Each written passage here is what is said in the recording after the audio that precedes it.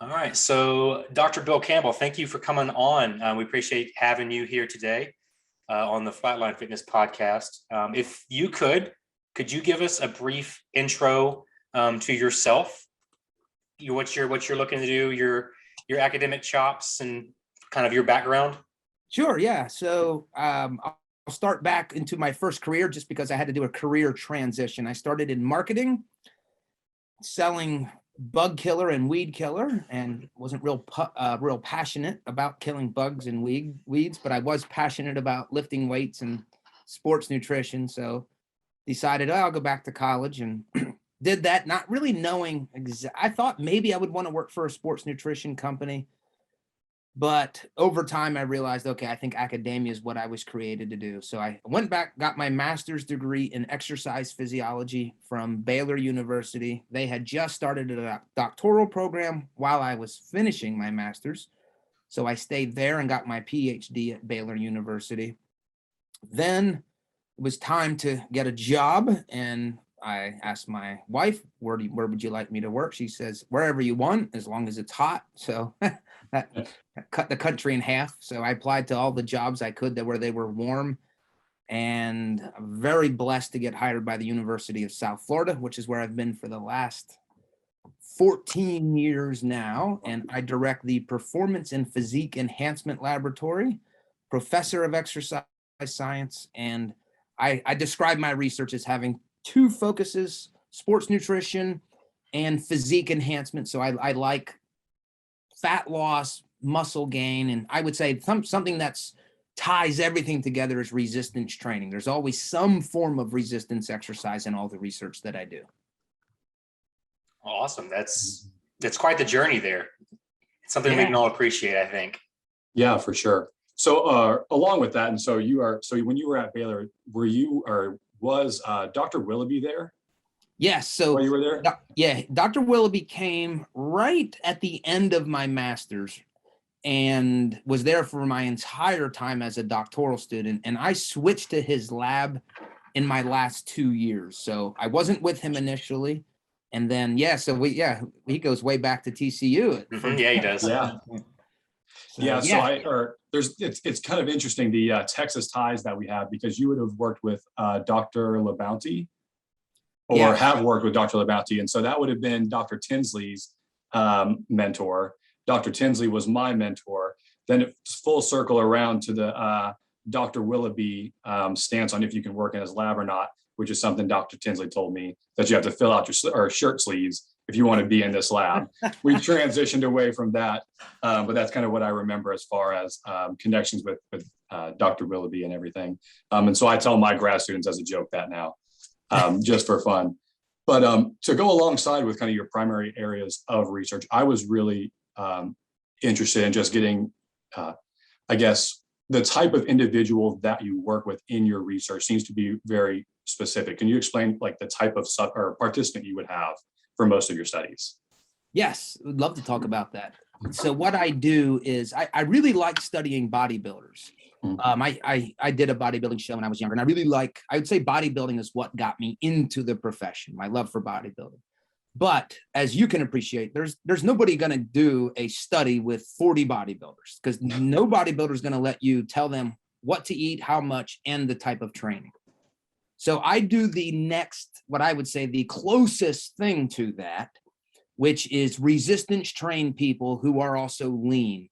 Now, it just so happens, at first I was making a concession. I'm like, well, I can't study bodybuilders. And believe me, I've tried. And I live in Tampa. And if there was ever a university or a fitness bodybuilding oriented community where it could be done, it would be done here. Yes. So it's not that I haven't tried. And we've done some case series studies. We've done some things in bodybuilders. But not only, I mean, again, initially I thought, well, I'm going to just concede. But now I've actually grown to like embrace. So these subjects that I have now, I would say they're recreational bodybuilders. They don't really plan on competing, but they want to be lean. They want to be jacked. They want to have, big glutes if they're females. So the way that I like to describe my research is I do think my research helps people optimize their physiques within a maintainable lifestyle. So it's bodybuilders that are a little scaled back, that aren't quite as intense as what a competitive bodybuilder would be. So if anybody wants to look, I'll say better, but better for them. If they want to be a little leaner and they want to build muscle, that's who my research focuses on. Perfect. And I do want to kind of reiterate how difficult it is to actually study bodybuilders. And so, most or all research is really hard to conduct. Specifically, dietary interventions are hard to conduct. Whenever we were doing our studies in bodybuilders, it was almost impossible to get them to shift their diet to the day before so that we could actually do body composition measurements on them, or shift their exercise. Well, I have to work out late today. Okay, well, now we have to push back your visit for a couple of days because we're full the next day, right? And they're very, very rigid in some of the things that they do, or they're very committed to what it is that they're doing. And so it is really difficult to actually study them. But I guess along with that is, as far as wanting to help the kind of, I wouldn't say average individual, but the resistance trained individual, do you have any specific kind of cutoffs for what you would consider, I guess, eligibility requirements for resistance trained or active, or kind of how do you perceive an individual, or I guess, do you do subjective analysis? So, okay, they look like they lift, or they actually have some objective measurements for it? Yeah. Over the years, we've used different criteria. So one study that we published in 2018, it was resistance trained females, and they had to self-attest. This is just one study, so I'm going to give you a range. Sure. They had to self-attest to at least 6 months of following a regimented program. And then they had to deadlift 1.25 times their body weight to get into our study. Now that demonstrates, yes, they have a strength, they have a given level of strength, but it's also possible that they could have been lifting for 10 years and just never deadlifted. So that's not perfect.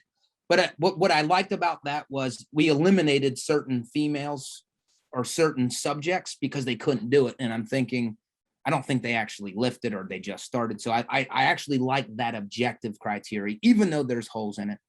I think typically what we're doing is just, yes, the self proclamation of I've been training for 1 to 2 years without doing an objective measure. That's kind of where we're at. And because I do fat loss studies, we always use usually what's been a BMI of less than 25. Yeah. But even that gets tough because if it's a resistance trained population, which is normally the case, well, if you got somebody who's got a lot of muscle, now they're over 25 and they're not overweight. So I think so far, I'm just trying to think of our different weight loss studies. Also, I do a lot of female stuff. So I do, it's not like this BMI is getting nearly as inflated as they would in males. Sure. So if I were to work solely with male resistance trained people, I probably would have to go to or feel better about a body fat percentage. But I will say at the end of the day, the subjects, if I look at the other people doing this research, our subjects are always leaner. So we get pretty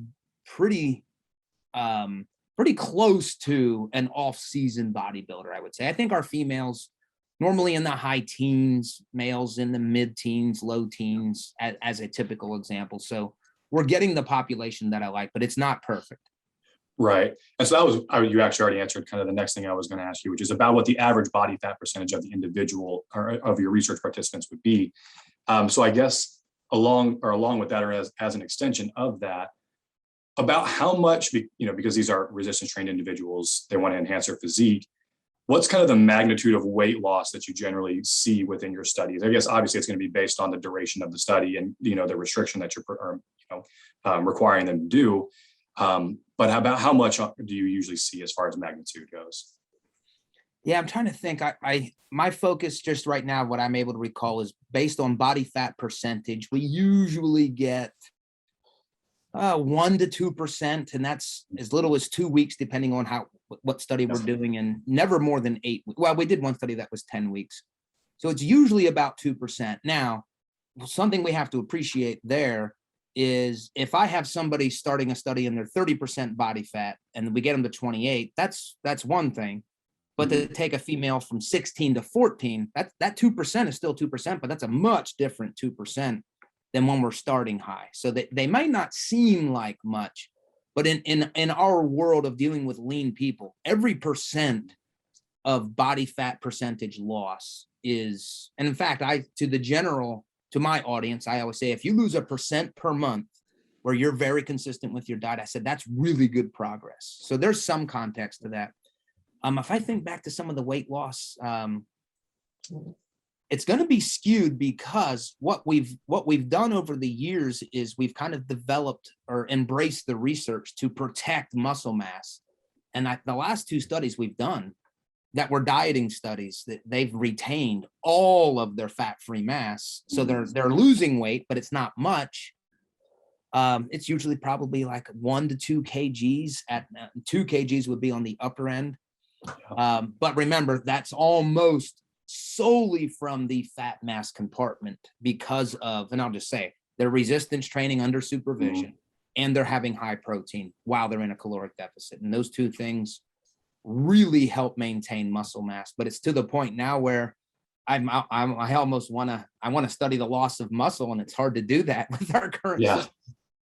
Yeah, no, and you basically hit on exactly what I almost assumed that you would hit on and wanted you to get after, which is that difference in percent from somebody who's 30% going down to 28% versus somebody who's 16% going down to 14%. It's a huge difference, especially if that 16 to 14 was in a female participant, right? Yes. Yep. And so, here at Southern Mississippi, I'm teaching our sports nutrition courses, and that's something I try to hit on pretty frequently. Like, okay, I know it says it's only 3% difference, but if that's a 3% difference in an Olympic athlete, right, or a highly resistant trained person, somebody who's getting on stage, that's a huge percent. That's winning, losing, that's medaling, right? Yes. Absolutely. And so that's a great, just the effort is so much more difficult to lose body fat when you're already lean, like to get that extra amount. It's the hill is that much steeper. As the closer you get to that, stage ready look, the harder it is, for bodybuilders to lose that final bit of weight. It's a struggle, and that's what makes and breaks the average from the above average right there. And so then I guess along with that, and so you had just kind of commented on, the preservation of muscle mass, which is, I think, where recently a lot of the kind of focus has been on as far as weight loss studies go.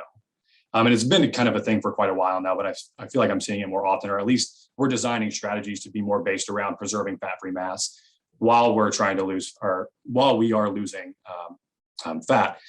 And so you did hit on the consistent protein consumption, right, during those types of interventions. And so kind of talk about some of the studies you've done with those and what you found as far as how much protein that you've employed versus, high, low protein versus, caloric or, amount of caloric restriction, resistance training, and just some of the studies that you've done there. Yeah, I'm thinking just off the top of my head, I think we've done 4 weight loss studies in resistance trained individuals.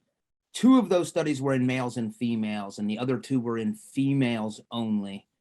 And we've ranged from I think 2 of them were 1.8 grams per kg. The other one was 2, and our most recent weight loss study was 2.2 grams per kg. So a gram per pound, as high as a gram per pound, and as low as probably about 0.8 grams per pound, or 0.85, somewhere in there. So but the other thing to consider is, as they're dropping their calories, especially this last study, we did what I called a rapid fat loss study.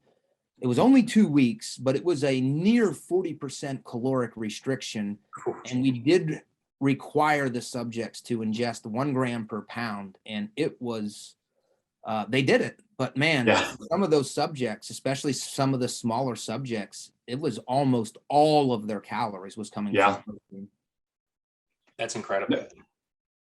No, it is really interesting. So whenever you're doing those types of studies with that kind of severe restriction, and high protein content, you see that you kind of preserve that fat-free mass.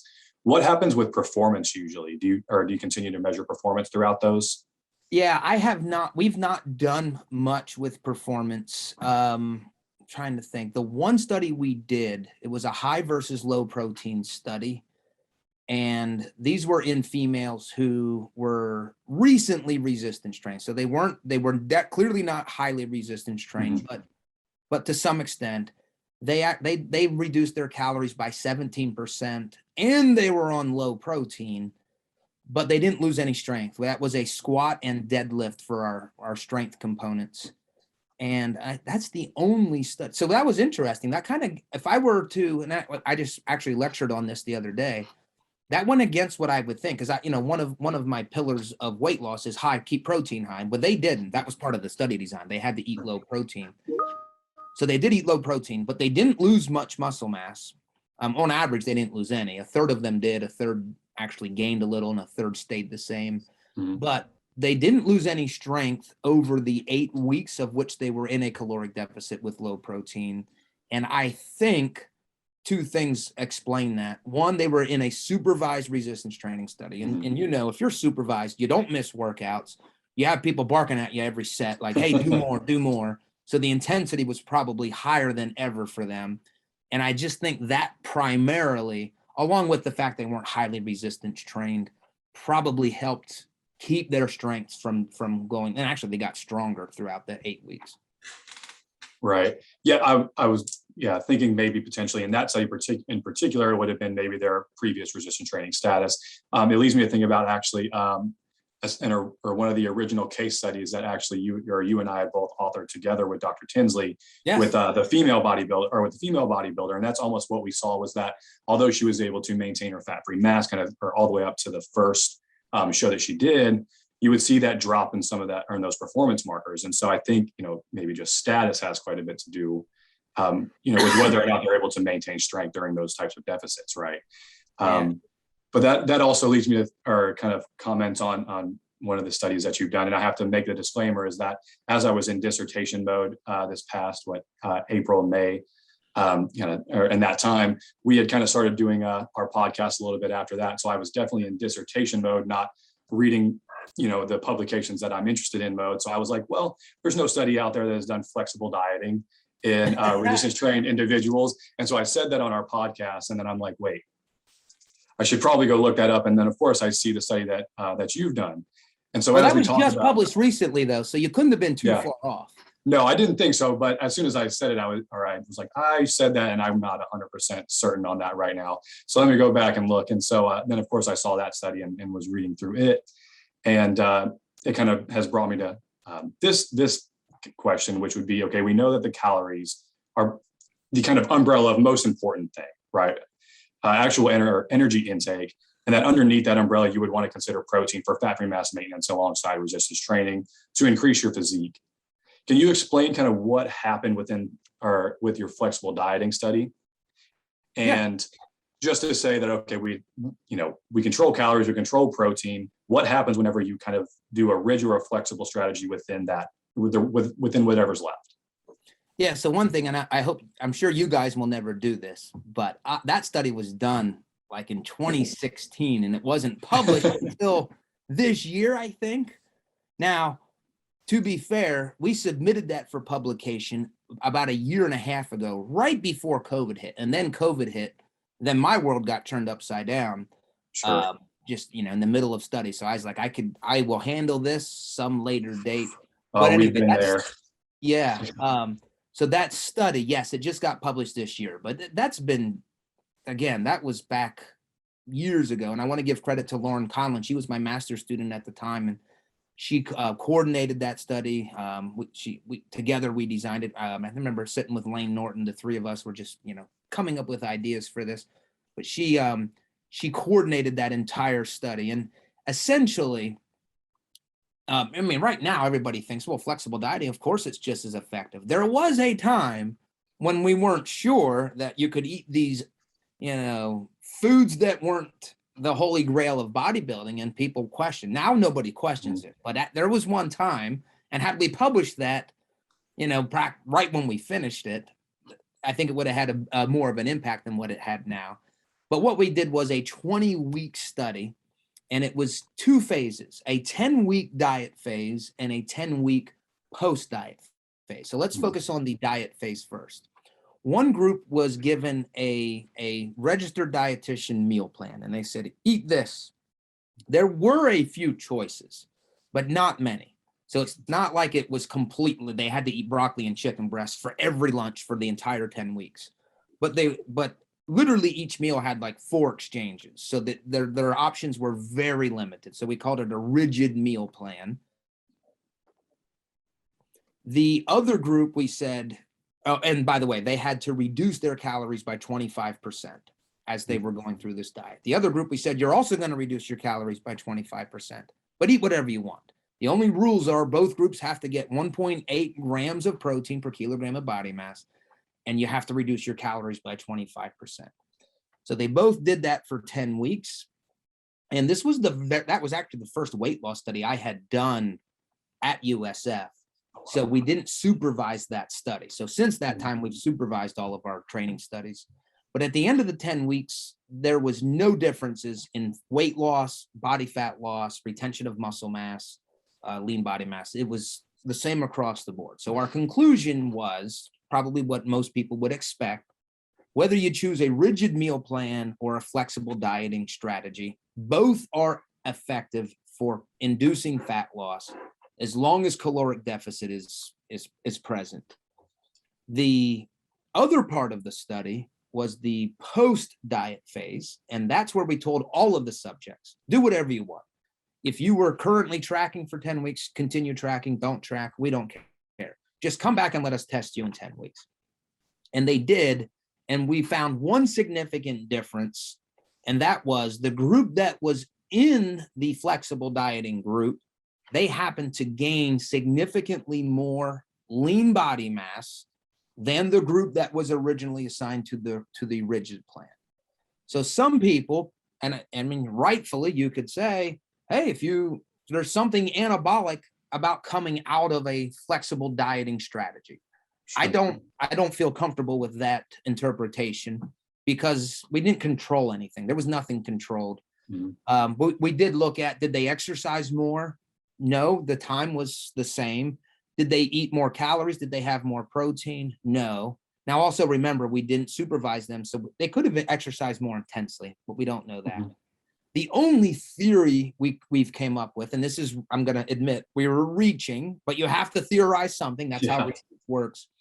The only thing we came up with was, is it possible that when they were allowed to choose their food choices for those 10 weeks, did they have less anxiety? Were they able to just relax more? And we know that based on some research out of University of Texas from John Bartholomew's lab, if you have more anxiety during like finals week, you don't adapt as favorably to your resistance training as you do when you don't have as much daily stress.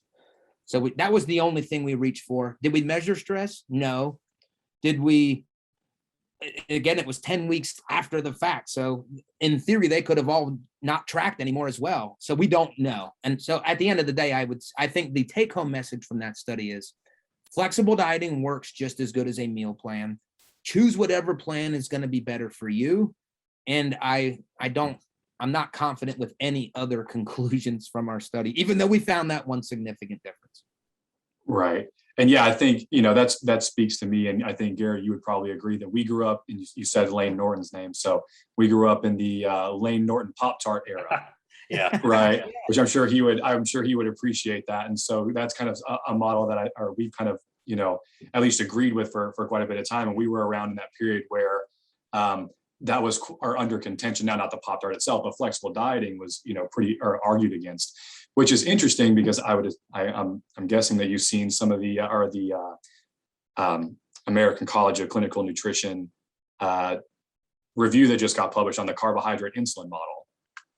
Yeah, I have not read it. I've heard other people's impressions of it. Right, and so I think obviously, so there's still some disagreement between things like flexible dieting, and then just calories being kind of the umbrella on what matters as far as weight loss goes and everything like that. But I think it just goes along with just how you can fit the diet to your needs, right? And that whether, people would always kind of argue, I guess, or not argue, but suggest that keto is good or keto is bad, or this diet is good or this diet is bad. Well, as long as protein and calories are controlled, kind of whatever else you want to fit in there, whether it's keto or not, tends to work, right? But I guess, would you agree or is you? No, my thoughts on keto are just generally, I think it's a great diet for some people. For people who can adhere to it, I think it's great. For fat loss, I'm aware of 2 studies that were intervention-based studies where they controlled for calories, they controlled for protein, and a ketogenic diet was no more effective. I would also say, though, I know of some other research that ketogenic diets help with hunger better. They suppress hunger better, and that's huge. I think that ultimately, hunger is what makes us lose, or it's what beats me when I fail in my diet. So again, ketogenic diets, I think, have a role. Are they going to cause more fat loss? No, but could they help people adhere better? Yes, certain people. Where I think they are limited is if you're trying to build muscle mass. So I'm aware of a few studies, either molecularly based or applied studies, where they do not seem to optimize the anabolic stimulus from resistance training as much. Now, I say all of that. I'm at a point where I tell people, you've got to, what do you want to do? Do you want to lose fat or do you want to gain muscle? Go all in on that. Now, again, not that you don't try to protect muscle when dieting, and not that you want to gain a bunch of fat if you're trying to gain muscle. But I think people dance a little too much when they're in a fat loss phase, or if they're in a muscle gain phase, and they're not really embracing what they say they want to do. And I've identified a third phase, which is maintenance / body recomposition. So that's a perfectly viable phase. Just don't resist the temptation when you're in a fat loss phase to shortchange yourself to actually losing fat, and vice versa in a muscle building phase. I think a lot of people get caught in that trap of wanting to build muscle and not being able to fully committing to that phase, and being okay with, I'm going to put on a little bit of body fat, and I'm going to have to be okay with that.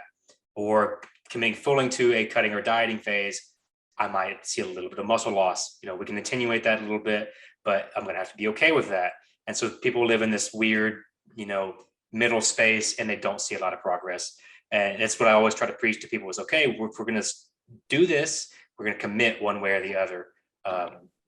So it's good to hear that, because it works, Yes. Yep. No, I think you nailed it. It's tough. And I appreciate it. And here's something else that I've kind of been just grappling with in my mind. When you go on a diet and you do lose muscle mass, I mean, technically fat-free mass, whatever. I just like to say muscle mass. Most people can associate with it. But since I'm talking to 2 scientists, I guess I'll say it. Fat-free mass and lean body mass are not 100% contractile. But there's a clear association. If you lose fat-free mass, you've lost some actual contractile tissue. If you've lost lean body mass, you've lost some actual contractile tissue. Same thing if you've gained. So there's a direct association. But I do know they're not the same. But again, in my Instagram world, nobody cares. Yeah, of course not. I know. Sorry, go ahead. I was going to say, I catch myself because I came from Dr. Tinsley's lab. It's like there's overlap, but let's just say muscle for the time being. Yeah, well, God bless you, because coming from his lab, he's like a walking encyclopedia of body. Oh my gosh, brilliant! Like the expert's expert on that. Yeah, and in fact, I mean, he could. I would be fearful if he were to ever critique my terminology. But you go on a fat loss phase and you lose some muscle mass, whatever you want to call it. That's not gone forever. It's gonna come back, and it actually comes back very quick. Now, that's not to say there is a downside to that. That is still time that you didn't build new muscle mass. But, and I think I'm guilty of this, I think I'm guilty of overplaying, you may not lose any muscle. You're going to lose some. You're going to get it back pretty quickly. Let's not sweat that, especially if you actually want to lose fat. Yeah. And so, yeah, for sure. And so you said it kind of right before we had gotten into that is, the role of refeeds and diet breaks. And so can you kind of discuss maybe define for us what, that entails, or a refeed or a diet break, and then some of the research that you've done as far as that goes? Yeah. So we published a narrative review on this. Dr. Escalante was the primary author. And in that narrative review, we try to define the terms. And diet break, if you hear the word break, think of that as at least 1 week, typically 2 or more weeks of taking a break from your diet. And that means going back to maintenance calories, maybe even slightly above that. A diet refeed is very similar, but instead of a week, it's usually 1 or consecutive days of a break from your diet. So refeed, think of 1 to 2 days. Diet break, think of a week or longer. We published one study that was, I think 2020 on refeeds, and I can explain that one. And we literally just submitted a diet break study, the revisions, probably about 2 weeks, maybe even 2 weeks ago, we submitted the revisions for an actual diet break study. And also I need to shout out Madeline Seidler. Do you know Madeline? She's with Dr. Tinsley now. Yeah, we talk every now and then just on Instagram.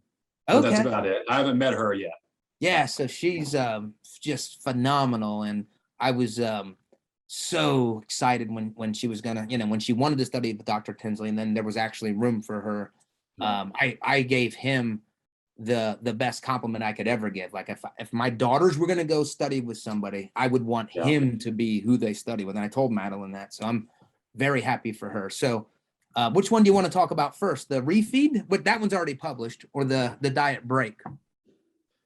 Garrett, is there any or one in particular you're more interested in? Let's do refeeds, because this is something that I personally was looking into a lot and struggling with, coming to terms with, like on my last prep for my last bodybuilding show. Conversations with my coach about it, Steve Hall, just kind of, yeah. So just kind of like coming to terms with that was kind of nice. Like, okay, maybe this is something that I do need every once in a while when you kind of earn it. So yeah, let's go there. Yeah. So that was a study we published in 2020, and not without controversy, as I learned after the fact with some of the criticisms, and we can get into that as well. But essentially what we did was we had resistance trained males and females. It was a 7-week diet. Both groups, I'll just say everybody in the study did a 25% caloric deficit on average every week. One group, we said, you're going to reduce your calories by 25% every day for 7 straight weeks. That was the continuous group. The other group was the refeed group. They were allowed to go increase their calories on the weekends. But what that meant was Monday through Friday, they had to decrease their calories by 35%, because on Saturday and Sunday, they were at 100%. But that averaged to the same caloric deficit of 25% every week. So they did that. And again, we supervised every workout, every set, every rep, very laborious if you're going to do this as a research group. And at the end of the 7 weeks, we had this was the first study that I've done where I actually found something other than that, the flexible dieting study. But again, I think that was just a chance finding. But this was the first study. I had done several powerlifting studies before, even other weight loss studies, and just nothing. So this is like, wow, the data is like screaming at me here. The difference was the group that did the refeeds, that took a break every weekend, they maintained their dry fat-free mass significantly better than the other group. And if you just look at changes from baseline, they maintained their fat-free mass better, and they lost half. Their metabolic rates were suppressed, but it was suppressed half as much in the refeed group as compared to the other group. So our conclusions were that this refeed seemed to help preserve lean body mass or fat-free mass better, and it did so significantly with dry fat-free mass. And when I say that, I just mean when we accounted for total body water, when we took that and essentially made it a practical 3-compartment model, they retained their dry fat-free mass significantly better. And why did that happen? So my theory is twofold. One, a little more broad. The group that didn't take any breaks, they were in 7 weeks of what I would call a catabolic state. Everything about dieting is catabolic. You're breaking down fat, hopefully. You also are breaking down muscle. The other group, for every 2 days out of 7, they were not in a catabolic state. They were likely in an anabolic state, because as the diet went on, their metabolic rate went down, and now they're probably in a caloric surplus. So just globally, they're not in a constant catabolic or energy deficit state for 7 straight weeks. The other theory, and this is theory because we didn't measure insulin, but 2 days of high carb clearly we would anticipate insulin levels would be elevated. And one of the things that we know about insulin is that it's a pretty powerful anti-catabolic, or it helps preserve or suppress muscle protein breakdown. So that would be my mechanistic theory as to why they maintain that better. The other thing is, yes, they maintain dry fat free mass better, but let's just say that's a chance finding. But you also have this metabolic rate. So the group that didn't take any breaks, their metabolic rates, resting metabolic rates, were suppressed by 80 calories on average. The other group only had a 40 calorie reduction, which was not significantly different than baseline. So the resting metabolic rate data supports the retention of fat-free mass that we observed as well. So that's that study in a nutshell. Yeah.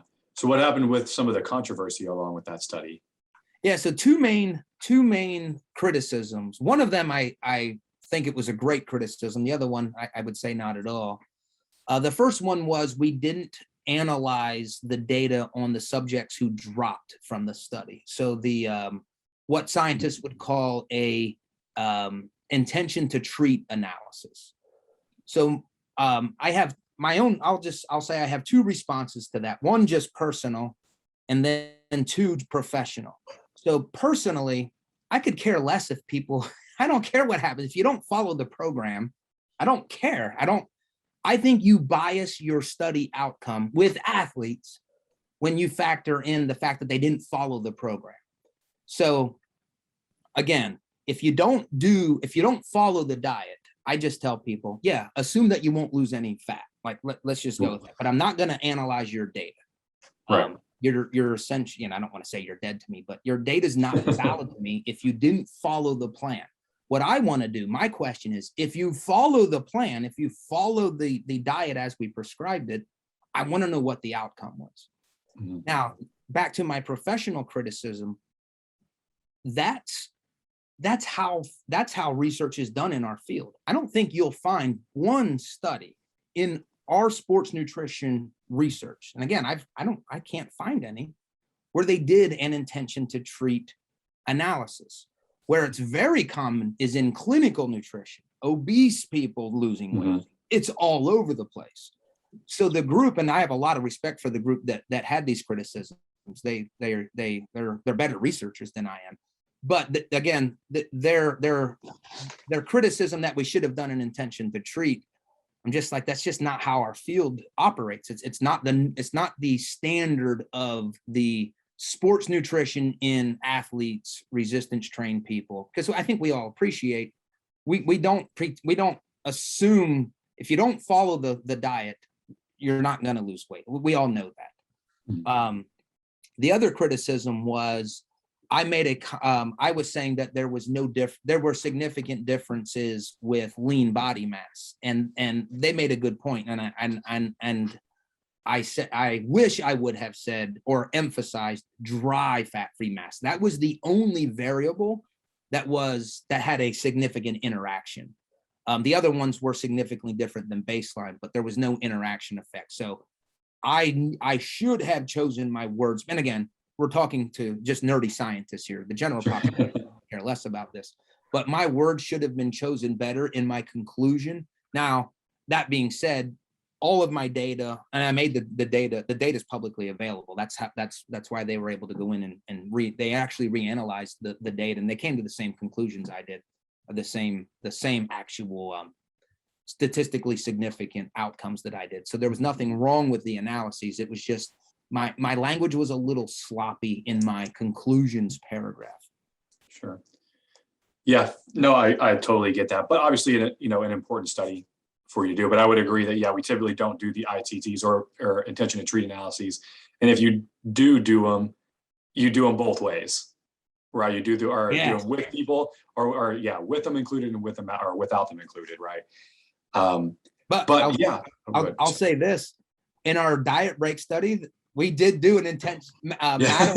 Madeline wanted to do it, and I was like, okay, I've never done it before, but she's like the most amazing person in the world. So it was like, okay, if you want to do it, let's do it. So we actually did that. And what do you see? I mean, I think it's probably going to gain momentum in our space. I see that happening. Well, I think it's happening a lot because it's getting harder for us to take, things we do with exercise physiology, exercise science out of the clinical world right now, with just our trajectory that we're going in just the public health sphere, right? As far as obesity is increasing and everybody's gaining weight and things of that nature. So it's getting really hard to take exercise science and, let's say clinical populations, non-athletes, people who aren't going to be in your lab, let's say doing the physique enhancement type of things. And we can't really separate those anymore. So we're kind of getting that transition from clinical work or clinical analyses into our field. And I think it will increase and gain momentum in that regard. But I think a really cool thing that you had said as far as that study goes was the importance of maintaining that resting metabolic rate that you have with the refeed, right? Can you kind of explain, I guess, let's say things like adaptive thermogenesis or adaptive metabolism and how that plays a role in, let's say, weight regain or just our weight loss in general and how you can improve, let's say, fat loss efficiencies and things of that nature with things maybe like refeeds. I guess maybe that'd be more diet breaks that you would see better fat loss efficiency. Maybe I'll let you speak on that. Yeah. Yeah, that's what the Matador study showed. I just think in general, under the assumption that the number one predictor variable of metabolic rate is lean body mass, if we agree on that. Now, again, technically it's body weight, but sure, from a body composition viewpoint, metabolic rate will follow muscle mass. If you gain muscle, your metabolic rate goes up. If you lose lean body mass, metabolic rate goes down. So that's why I think it's extremely important that you have a prioritization of maintaining your muscle mass in a diet for many reasons. One is the protection of metabolic rate. If your metabolic rate gets suppressed in a diet, it's the day that diet ends, you now have made it more difficult for you to maintain that fat loss, and you've actually increased the likelihood that you're going to gain fat back. And we know with crash dieting or some of these more severe caloric restricted diets, a Minnesota starvation study being one of them, there's a significant fat overshoot. So when muscle mass is lost after the diet ends, within weeks, these subjects are gaining back much more body fat than what they had to start the diet with. And based on my interpretation of the data, if you can protect muscle mass, you prevent fat overshoot. It's almost like you've never dieted. You've lost fat, but if you've maintained the muscle mass, you prevent. One thing would be a hyperphagic response, which is like an uncontrolled desire to eat. The best data that I see on that tells me that that's a muscle issue, a fat-free mass issue. Some people would suggest that it's body fat, but I don't think that the data supports that. I think that's it. So if you don't protect muscle mass, what happens is your metabolic rate goes down. And in some instances, you use the term metabolic adaptation. Your metabolic rate goes lower than what you would anticipate with just a loss of body weight. Right. Yeah. And it's interesting what you talk about with the hyperphagic response and that being associated with fat-free mass. So I actually just submitted a narrative review on that exact thing. So that's what my research has been. And so I kind of not shamelessly, but unintentionally put in the ketogenic diet into our conversation a little bit earlier. Not because I'm a proponent or, an opponent of the ketogenic diet, but that's something that I've discussed and researched pretty frequently as far as appetite goes. But yeah, the hyperphagic response would be definitely related to things like fat-free mass. So if you can protect that, you can eliminate that outright. Plus, RMR, so let's say energy expenditure is going to drive appetite itself. And then if RMR is going to make up the most considerable proportion of, energy expenditure, then it makes sense that, fat-free mass driving RMR, fat-free mass and appetite would all be related, kind of down this downstream effect, right? I think it's kind of cool or in that regard. Now I do kind of want to, maybe get into really quickly the diet breaks and what the difference between a diet break would be and a refeed, and then maybe what an intentional versus an unintentional diet break would be. Or I guess a planned versus unplanned. Maybe that's a better way to describe it. Yeah, so let me start there. In my opinion, and this is based on some of the data from Sainsbury, who was part of this Matador study, most of the research on diet breaks doesn't show that it's helpful. It's never harmful. So you're never going to gain extra fat from doing this. But in the few studies where it's worked, where a diet break has been helpful in either maintaining muscle mass or causing even greater losses of fat mass, it's when the diet break was prescribed and they actually came out of a deficit. They went back to maintenance calories. So I have two implications to this. If a diet break is going to work, it has to be fixing something.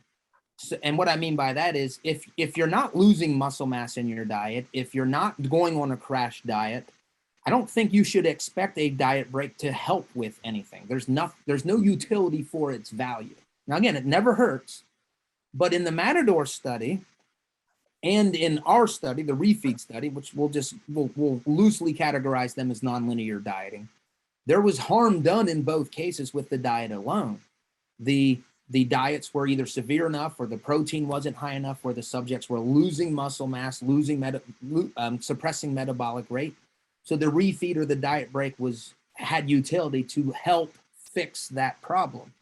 All of the other studies, the one that just was published, I think it was earlier this year by Dr. Payos, the study that we just submitted, there was no benefit of a diet break in those studies. And if you look at those studies, there was not much muscle mass loss, that there was no real harm done in the diet. So again, I think that guides things. And then the last thing you mentioned was a plan versus an accidental diet break. Every time they work, they're always prescribed. So the subjects knew, I'm going on a diet break this week. What I think is not good, or where there could be potential harm and you wouldn't expect benefit, is you're on a diet and you fail. You didn't drive by the Taco Bell and then you went to McDonald's afterwards, and you had this lapse, and then you justify it by saying, oh, I'll just count this as a diet break. There's no evidence that works. The evidence that's out there is a prescribed and known time for this. So it's planned. And so I guess I would say, Garrett, I didn't know if you had anything that you wanted to kind of comment with that, since that's more in your area. No, I mean, it's just, it's good to hear that, because I see a lot of people do what you just talked about, kind of, okay, this is going to be my diet break, or this is going to be my refeed, whatever they're calling it. And so it's just kind of reassuring to know that, what I'm doing with some of my clients and whatnot, when we're establishing like, okay, we're going to diet for this amount of time. And then when we get to X point, we're going to implement your diet break. This is what's going to be seeing the results, And so now it's good to see that this is what the data backs, and this is why we're doing it. So yeah. So, or along with that, or if you're trying to do a planned diet break, right, and you kind of stated that you have to be fixing something in order for the diet break to actually, benefit or provide you with some kind of high degree of benefit. What type of monitoring would you recommend, I guess, right? As far as, because you need to know that something's going wrong. So what type of monitoring is, I guess, best for knowing when to assign a diet break? Yeah. So this is where I'm gonna separate myself as a scientist as if I were a coach. Now, I know, Garrett, you are a coach. So this is what I think I would do in your case. Because the science says you're taking a diet break at week 3, at week 6, and week 9. And that's great for research, but that's not how I would coach somebody. I would, as a coach, I'm having a conversation with my client and I'm saying, we're going to agree together on what the criteria is for when we will take a diet break for you. So basically, when you're not responding anymore, let's define what that means. And I would start with maybe 2 consecutive weeks of no fat loss, despite a very high adherence to the diet and the exercise plan. But that way the client is living in this, hey, this is planned. We discussed before we started, if I have 2 weeks where I didn't lose fat, that we were going to plan a diet break. Now it's just like the research. It's planned, but it happens to be planned on biofeedback rather than on some arbitrary time point. Gotcha. Yeah, and I think, like you said, it's important to separate yourself as the researcher and as the actual, coach or practitioner, so to speak, because, like you said, there's no utility in assigning those diet breaks at 3 weeks, 6 weeks, 10 weeks. If you can't identify that something's actually, going wrong, and that's going to be individualized, between, every person that you're working with. Garrett, you could speak to that as far as the differences in all of your clients. Oh yeah. And what you would see. I tell my athletes or my clients that I'm seeing, it might be some amount of time down the road before we're able to establish what kind of pattern we need to implement with you as far as your dieting goes. Because I need to see how you as an individual are responding to these different things, so I can identify what you're successful at and what your problem areas might be. That comes down to it, to the whole patience thing, if they're able to even last through our testing period, so. Yes. Yeah, for sure. Yeah. But, I think we are getting close to our time to have to let you go, Dr. Campbell. I did want to get into the intermittent energy restriction stuff that you had been kind of recently doing, and I know that Madeline are doing over there with Dr. Tinsley, I'm sure, for some of those things. But I don't know if we'll have enough time to really get and dive deep into those things for you. We want to obviously respect your time and everything that you're doing over there. For sure. We'll do it next time. There we go. Yes. Yes. We would love if there was a next time, for sure. And, we really appreciate you kind of coming and talking to us. We've been excited about this since we scheduled this thing. So, it's been great to just talk to you. Yes. Thank you very much. I'm always happy to talk to anybody in Dr. Tinsley's tree or people that know Madeline. This is great. Those are the best people in the profession. For sure. Yes. Hopefully that's what Dr. Tinsley says about me. I'm not sure. We'll have to see. Don't worry. I'll ask him. Thank you. Will you vouch for me, Garrett? Whenever we have him on eventually too, I'll pick his brain to see what he really thought about you. For sure.